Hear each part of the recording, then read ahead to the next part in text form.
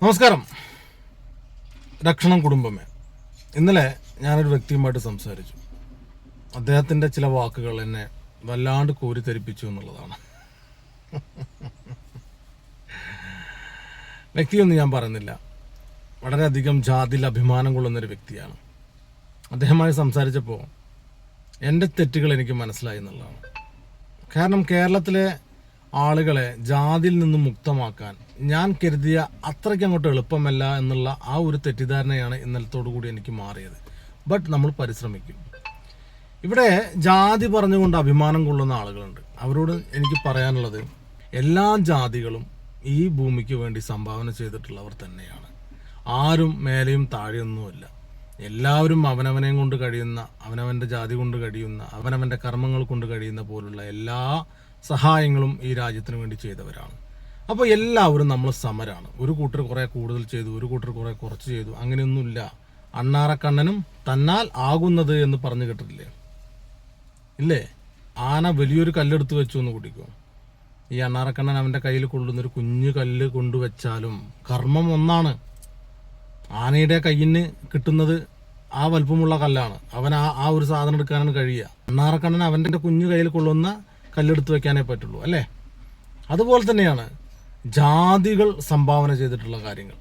ചിലപ്പോൾ ഫണ്ടിൻ്റെ കുറവ് കൊണ്ട് അവർ ചെയ്യുന്ന കാര്യങ്ങൾ കുറച്ച് കുറഞ്ഞു പോയിട്ടുണ്ടാവാം. വേറെ ചിലർ ഫണ്ടിൻ്റെ കുറേ ഫണ്ടുള്ളത് കൊണ്ട് വലിയ കാര്യം എന്തോ ചെയ്തിട്ടുണ്ടാവാം. ഈ ആനയുടെയും അണ്ണാൻ്റെയും അതേ അവസ്ഥയാണ്. അപ്പോൾ ആരും അഭിമാനം കൊള്ളേണ്ടവരൊന്നുമില്ല. എങ്ങനെ ഞങ്ങൾ മാത്രം ചെയ്തു, ഞങ്ങൾ മാത്രം അങ്ങനെ, ഞങ്ങൾ മാത്രം അങ്ങനെ, അങ്ങനെയൊന്നുമില്ല. എല്ലാവരും സമരമാണ് ഇവിടെ. അതാണ് രക്ഷണം മുന്നോട്ട് വയ്ക്കുന്നത്. രണ്ടാമത്തെ കാര്യം അദ്ദേഹം പറഞ്ഞത് ക്ഷേത്രങ്ങളിലോട്ട് ഹൈന്ദവരെ കൊണ്ടുവരണമെന്നാണ്. ഈ ക്ഷേത്രങ്ങളിലോട്ട് ഹൈന്ദവരെ കൊണ്ടുവരരുത് എന്ന് പറഞ്ഞൊരു കാലം ഉണ്ടായിരുന്നു, അല്ലേ? നമുക്കെല്ലാവർക്കും.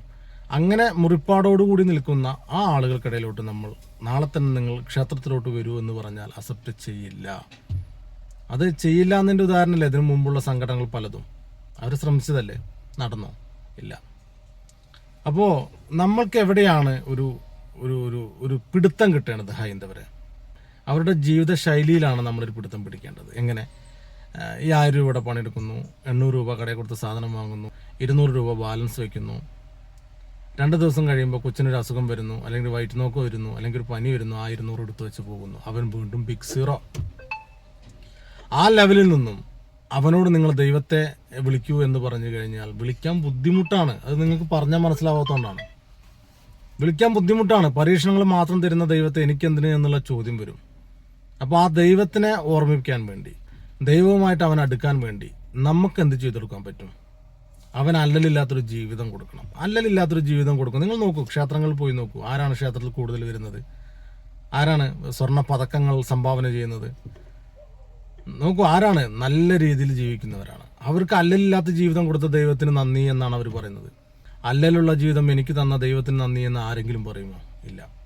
അപ്പോൾ അവരുടെ ജീവിതത്തിലൊരു വെളിച്ചം ഉണ്ടാക്കി കൊടുക്കുക, അവരുടെ ജീവിതത്തിലൊരു നല്ല നാളുകൾ ഉണ്ടാക്കി കൊടുക്കുക, അവർക്കൊരു സമ്പാദിക്കാനുള്ളൊരു അവസരം ഉണ്ടാക്കി കൊടുക്കുക. ഹൈന്ദവർ എന്ന് പറയുന്നത് കുരുമുളക് പോലെയാണ്, ശ്രേഷ്ഠമാണ്. പക്ഷെ കുരുമുളകിന് വളരാനൊരു തൂണ് ആവശ്യമാണ്, അല്ലേ? ആ തൂണില്ലെങ്കിൽ കുരുമുളക് വളരില്ല. അല്ലെങ്കിൽ അവന് പിടിച്ചു കയറാനൊരു സംവിധാനം വേണം, അല്ലേ? പിടിച്ചു കയറാൻ സംവിധാനം കൊടുത്തു കഴിഞ്ഞാൽ കയറിക്കോളും. കയറി കഴിഞ്ഞാൽ നല്ല പടർന്ന് പന്തലിച്ച് കായ്ച്ചു നിൽക്കും നല്ല ഗുണമേന്മയുള്ള കുരുമുളക്, ശ്രേഷ്ഠമായത്. അതാണ് രക്ഷണം. അവർക്കൊരു തൂണാണ് രക്ഷണം. രക്ഷണം അവർക്ക് ഐഡിയാസ് കൊടുക്കും. രക്ഷണം അവർക്ക് ഇന്നത് ചെയ്യൂ എന്ന് പറഞ്ഞു കൊടുക്കും. രക്ഷണം അവർക്ക് ചിലപ്പോൾ സാമ്പത്തികമായിട്ട് സഹായം ചെയ്തു കൊടുക്കും. ചിലപ്പോൾ അവർക്കൊരു ഒരു ഒരു ഒരു കടയിട്ട് കഴിഞ്ഞാൽ, ഒരു സാധാരണ കൂലിപ്പണി എടുക്കുന്ന ഒരു മനുഷ്യന് 600 രൂപ കൂലിയുണ്ട്. അവന് ഭക്ഷണം വയ്ക്കാൻ നല്ല കഴിവുള്ളൊരു മനുഷ്യനാണ്. പക്ഷെ അവൻ ആ ഫീൽഡിൽ നിൽക്കാനുള്ള ഒരു കഴിവ് അവനില്ല. ആ ഫീൽഡിൽ നിൽക്കാനുള്ള സാമ്പത്തികമായിട്ടൊരു കഴിവ് അവനില്ല. ഒരു കട തുടങ്ങാനുള്ള കഴിവില്ല. ആ കട തുടങ്ങിയാൽ ഈ 800 രൂപ എന്നുള്ളത് ചിലപ്പോൾ അവന് 2500 രൂപ കിട്ടുമെങ്കിൽ നമ്മളാ തൂണായി മാറണം. അവനെ ആ പണി നീ എടുക്കും, നിനക്കറിയാവുന്ന ആ പണിയെടുത്ത് നീ സമ്പാദിക്കൂ എന്ന് നമ്മൾ പറയണം. അതാണ് രക്ഷണം. ഇവിടെ ജാതിയുടെ അഭിമാനമൊന്നും കൊണ്ട് ആരും വരണ്ട. എല്ലാ ജാതിക്കാരും ഒന്നിനൊന്നും മെച്ചമാണ്. രാഷ്ട്രീയവും പറഞ്ഞു വരണ്ട. രാഷ്ട്രീയവും ഞാൻ അങ്ങനെ കാണുന്നു, ഒന്നിനൊന്നും മെച്ചമാണ്. എല്ലാം ഒന്നിനൊന്നും മെച്ചമാണ്. അപ്പോൾ നമ്മൾ ആരെയും കുറ്റം പറയാനോ കുറച്ച് കാണാനോ ഒന്നിനും പോണ്ട. ഇത് രക്ഷണമാണ്. ഈ കുടുംബത്തിൽ അതൊന്നുമില്ല. അതൊന്നും നടക്കില്ല. ഇവിടെ ഒരിക്കലും നടക്കില്ല, ഒരിക്കലും അനുവദിക്കില്ല. പിന്നീട് അദ്ദേഹം പറയുന്നത് നിങ്ങളെ ആത്മാർത്ഥമായിട്ട് ഇതിന് ഇറങ്ങുകയാണെങ്കിൽ, അദ്ദേഹത്തിന് കാര്യങ്ങൾ പറഞ്ഞപ്പോൾ അവസാനം അദ്ദേഹം എൻ്റെ റൂട്ടിൽ വന്നു എന്നുള്ളതാണ്. അദ്ദേഹം പറഞ്ഞു, താങ്കളുടെ ഈ ഒരു കാര്യത്തിന് താങ്കൾ മുന്നോട്ട് ഇറങ്ങുകയാണെങ്കിൽ താങ്കൾ കാണാണ്ടായിപ്പോവും, താങ്കൾ ഇല്ലാണ്ടായിപ്പോവും, താങ്കളെ ഇല്ലാണ്ടാക്കും. 100% ഉറപ്പാണ്. ഞാനത് ഇതിനു മുമ്പും പറഞ്ഞിട്ടുണ്ട്. അങ്ങനെയൊക്കെ സംഭവിക്കാം. നോക്കൂ, ദൈവം ഒരു മനുഷ്യന് ആയുസ് കൊടുത്തിട്ടുണ്ട്. ഞാൻ ദൈവത്തിൽ വിശ്വസിക്കുന്നവരാണ്. ദൈവത്തിലോട്ട് ഈ ജനങ്ങളെ അടുപ്പിക്കാൻ വേണ്ടി തന്നെയാണ് നമ്മളെല്ലാവരും മുന്നോട്ട് വരുന്നത്. ഹൈന്ദവ ഏകീകരണം എന്ന് പറയുന്നതൊക്കെ തന്നെയാണ് നമ്മളൊരു സ്പിരിച്വാലിറ്റി ആയിട്ടുള്ളൊരു ജീവിതത്തിലോട്ട് മാറുക, നല്ലൊരു ഈശ്വര വിശ്വാസികളാവുക, അതിൽ നിന്ന് തെറ്റുകൾ ചെയ്യാതെ നമ്മൾ ജീവിക്കാൻ പഠിക്കുക, ഒരുപാട് അത്യാവശ്യം കാര്യങ്ങൾ നടത്തിക്കാനുള്ള സമ്പാദ്യങ്ങൾ ഉണ്ടാക്കുക, ആരുടെ മുമ്പിലും തലകുനിച്ച് നിൽക്കാതിരിക്കുക. അപ്പോൾ ഈശ്വരൻ അർപ്പിച്ചിട്ടാണ് നമ്മളിതൊക്കെ മുന്നോട്ട് കൊണ്ടുപോകുന്നത്. അപ്പോൾ ആ ഈശ്വരൻ എനിക്കൊരു ആയുസ് നിശ്ചയിച്ചിട്ടുണ്ടാവും. ആ ആയുസ് എത്താതെ ഒരുത്തനും എന്നെ ഒന്നും ചെയ്യാൻ പറ്റില്ല.